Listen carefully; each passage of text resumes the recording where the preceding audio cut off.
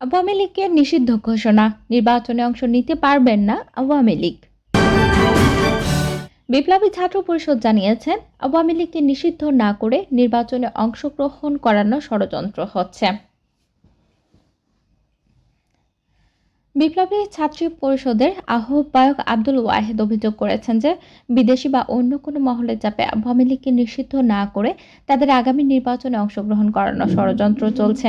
৮ March অর্থাৎ শনিবার সন্ধ্যায় ঢাকা বিশ্ববিদ্যালয়ের রাজু ভাস্কর্যে এক সংবাদ সম্মেলনে তিনি এ মন্তব্য করেন। তিনি বলেন, আমরা গত ২৪ দিন ধরে ফ্যাসিবাদী আওয়ামী লীগ এবং তার সহযোগী দলগুলোর নিষিদ্ধের দাবিতে রাজু ভাস্কর্যে লাগাতার গণ অবস্থান পালন করছি, কিন্তু সরকার বা রাজনৈতিক দলগুলো থেকে আমরা কোনো সাড়া পাইনি।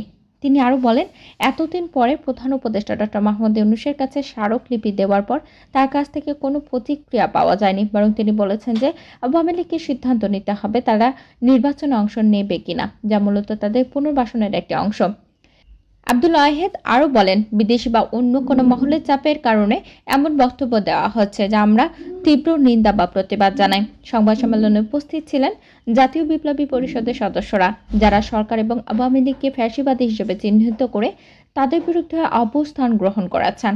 তারা সরকারের বিরুদ্ধে দাবি জানান যাতে নারী নির্যাতন এবং ধর্ষণের মতো অপরাধের বিরুদ্ধে আরও কার্যকর ব্যবস্থা নেওয়া হয়। বিপ্লবী ছাত্র পরিষদ অভিযোগ করেছেন যে অন্তর্বর্তী সরকার নারীদের বিরুদ্ধে সহিংসতা এবং ধর্ষণের অভিযোগে তেমন কার্যকর পদক্ষেপ নেননি। তারা দৃঢ়ভাবে দাবি করেছেন, সরকার যদি নারী নির্যাতনদের বিরুদ্ধে সাঁড়াশি অভিযান চালিয়ে গ্রেপ্তার করত, তবে এই ধরনের অপরাধের পুনরাবৃত্তি হতো না।